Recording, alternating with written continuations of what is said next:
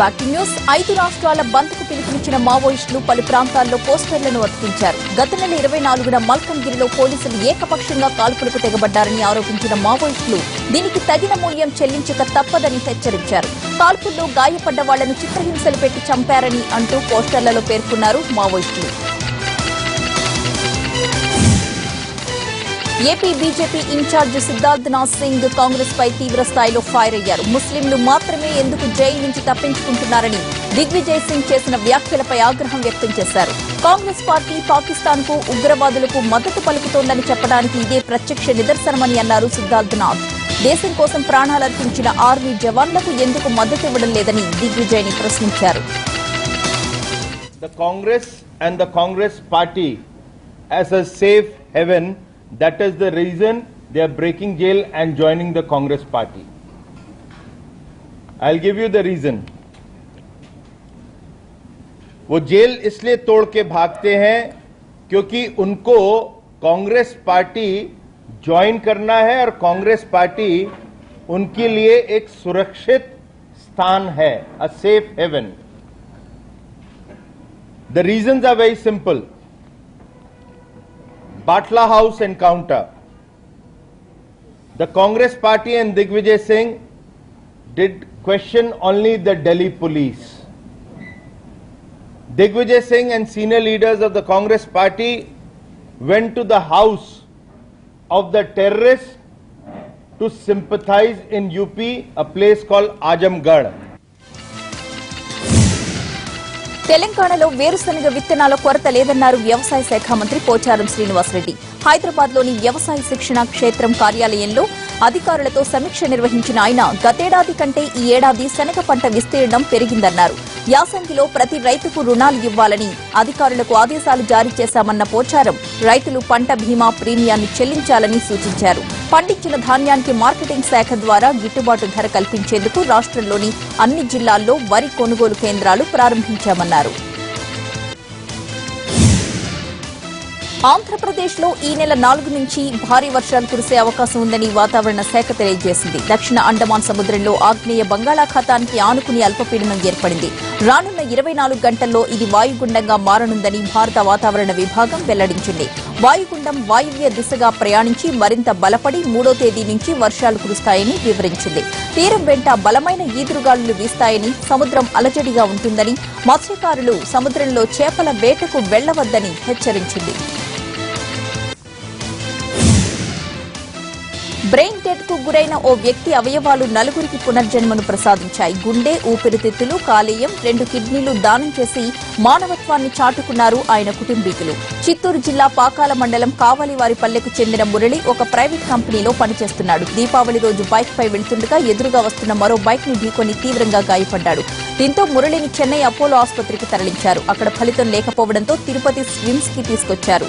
ఐసీయూలో చికిత్స పొందుతున్న మురళిని పరీక్షించిన వైద్యులు బ్రెయిన్ డెడ్ అయినట్లుగా నిర్ధారించారు. దీంతో మురళి చనిపోయినా అతడి హృదయ స్పందనలు మాత్రం ఎప్పటికీ బతికే ఉండాలని భావించిన కుటుంబ సభ్యులు అవయవ దానానికి అంగీకరించారు. దీంతో హుటాహుటిన గ్రీన్ ఛానల్ ఏర్పాటు చేసి వైజాగ్ కు లివర్, చెన్నై మలర్ హాస్పిటల్ కి గుండెను, నెల్లూరు నారాయణ ఆసుపత్రికి కిడ్నీని తరలించారు. దీంతో 4గురికి ప్రాణదానం చేసిన మురళి చిరంజీవి అయ్యాడు.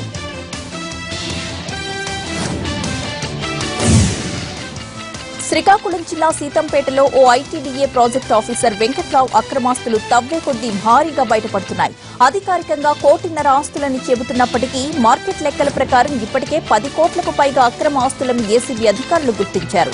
నిన్న ప్రారంభమైన తనిఖీలు ఈ రోజు కూడా కొనసాగుతున్నాయి. సీతంపేట ఐటీడీఏ గెస్ట్ హౌస్, విశాఖలోని సొంత ఇల్లు, ఆయన స్వస్థలమైన ఆముదాల వలస, బంధువుల నివాసాల్లో సోదాలు జరుగుతున్నాయి. 4 జిల్లాలకు చెందిన ఏసీబీ అధికారులు మొత్తం 8 బృందాలుగా విడిపోయి సోదాలు నిర్వహిస్తున్నారు.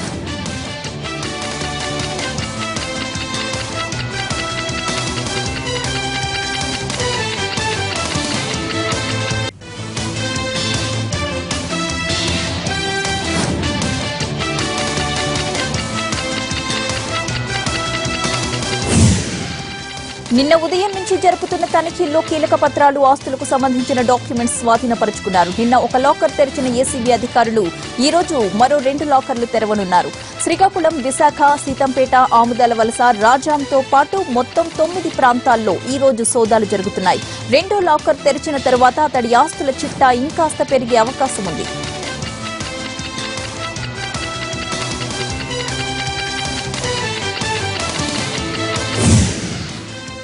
ఢిల్లీని పొగమంచు కమ్మేసింది. ఉదయం 9 గంటలవుతున్నా మంచు తెరలు తొలగలేదు. ఇండియా గేట్ పరిసరాలు పూర్తిగా చీకటిని కమ్ముకున్నాయి. మరోవైపు కాలుష్యం కూడా మంచుకు తోడవ్వడంతో దుమ్ము, ధూళి, తేమతో నగరం మొత్తం వ్యాపించింది.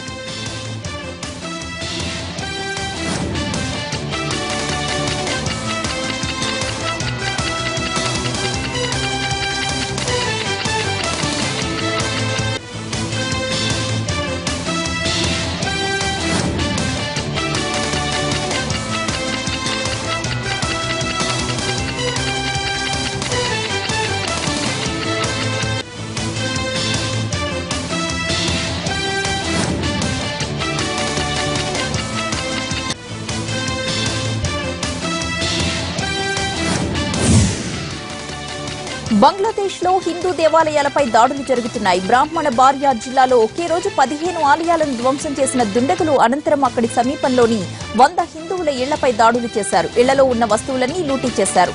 ఇళ్లలో ఉండే వారిపై కూడా దాడులు చేసి ఇష్టారాజ్యంగా కొట్టారు. ఫేస్బుక్ లో ఇస్లాం మీద గౌరవం చూపనందుకు నిరసనగా స్థానిక మదర్సా విద్యార్థులు నిర్వహించిన ర్యాలీ విధ్వంసానికి దారితీసింది. దీంతో అక్కడున్న మైనారిటీ హిందువులు బిక్కుబిక్కుమంటూ గడుపుతున్నారు.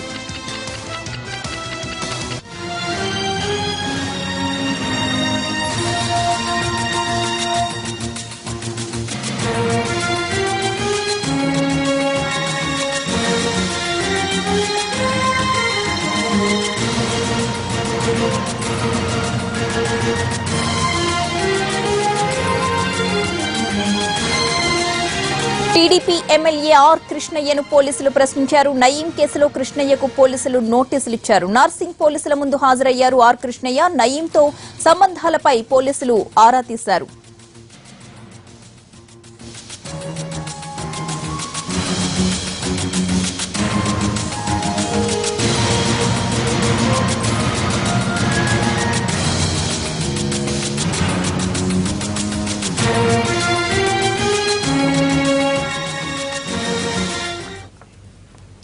ఇవి 30/60 అప్డేట్స్. నెక్స్ట్ హలో డాక్టర్ ప్రసారం అవుతుంది. Stay tune.